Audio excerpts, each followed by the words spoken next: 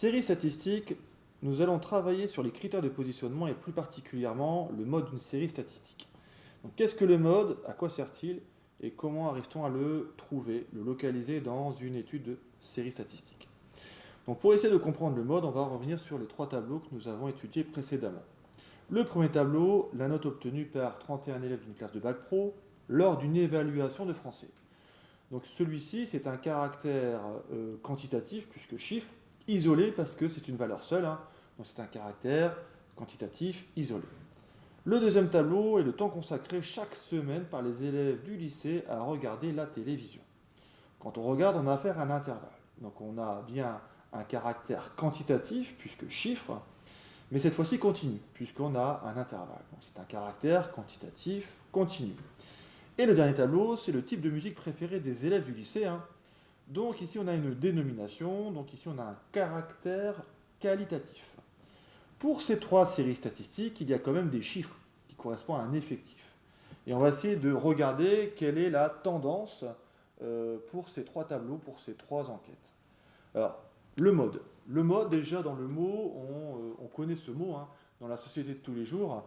La mode, c'est la tendance d'un grand nombre de personnes qui vont suivre une valeur, une chose, hein, d'accord. Un effet de mode, on appelle ça. Donc, c'est-à-dire que c'est des personnes qui font tous la même chose, au niveau vestimentaire, au niveau de musique, etc., etc. Le mode d'une série statistique, c'est à peu près la même chose. C'est-à-dire qu'on va essayer de retrouver quelle est la valeur qui a le plus gros effectif, donc la valeur tendance. Si je regarde le premier tableau, 31 élèves, je remarque que si je fais le tour de toutes les valeurs effectives sur les différentes notes, je remarque que le 7, c'est la valeur la plus grosse en termes d'effectifs.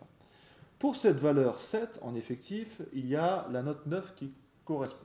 Donc c'est-à-dire que 9, c'est la note représentative de la classe pour ce contrôle en français. Donc ici on dira hein, le mode du tableau numéro 1, donc le mode est la note 9. Voilà. Alors cette note 9 est obtenue pour l'effectif de 7. Donc l'effectif est de 7 et c'est le plus gros. L'effectif est de 7 élèves. Et c'est le plus gros. Ça c'est très important de le noter. Plus gros. Voilà. Pour le deuxième tableau, donc c'était le temps consacré, on va faire la même chose. C'est-à-dire qu'on va s'intéresser, donc j'ai 620 élèves, et on va s'intéresser dans l'effectif, quel est le plus gros, et on voit bien que c'est 200. Pour nous, la valeur 200 est attribuée à la catégorie 12-20. Donc ici, je n'ai plus un chiffre isolé, mais un intervalle, autant dire une classe. Donc pour moi, ça c'est une classe modale, hein, c'est le nom qu'on lui donne, hein, la classe modale. C'est à peu près c'est la même chose que le mode, hein, mais comme j'ai plusieurs valeurs, on appelle ça une classe. Donc la classe modale, hein, si vous dites mode, c'est pas très grave non plus, hein, la classe modale est 12-20. C'est-à-dire qu'il y a un très gros nombre d'élèves qui vont consommer entre 12 et 20 heures la télévision. D'accord, hein. L'effectif correspondant, l'effectif est de 200 élèves. Voilà. Et c'est le plus gros. 200 élèves et c'est le plus gros. Toujours. Donc c'est la tendance. Et enfin, pour notre dernière série statistique, nous avons ici un caractère qualitatif, hein. Donc c'est une dénomination, rock, rap, etc., hein. Donc ici, si vous regardez bien, l'effectif correspondant c'est 620. Je recherche le plus gros effectif et on voit que c'est sur la catégorie rock. Ok, donc ce qui veut dire que c'est le mode, hein, mais pour un caractère qualitatif, on appellera ça la modalité. D'accord, modalité, donc la modalité, c'est le rock.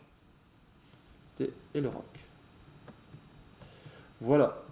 Ici, l'effectif correspondant est de 180. L'effectif est de 180 élèves. C'est le plus gros, toujours, hein. Donc c'est la tendance de cette série statistique. Donc si vous avez bien compris, pour moi, le mode représente la tendance de cette enquête. C'est-à-dire que c'est la valeur qui sera la plus souvent utilisée ou mise en avant. D'accord, hein.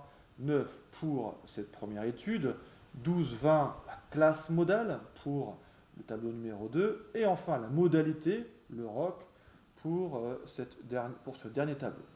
Donc généralement, le but, à quoi sert ce mode, hein? Il sert justement à trouver quelle sera la zone sensible de cette étude. D'accord, hein? Donc par exemple, on pourra ensuite vérifier auprès d'autres critères de positionnement tels que la médiane et la moyenne, est-ce que ces deux valeurs, hein, médiane et moyenne, ne tourneraient pas autour de ces valeurs que nous venons de solliciter. Voilà.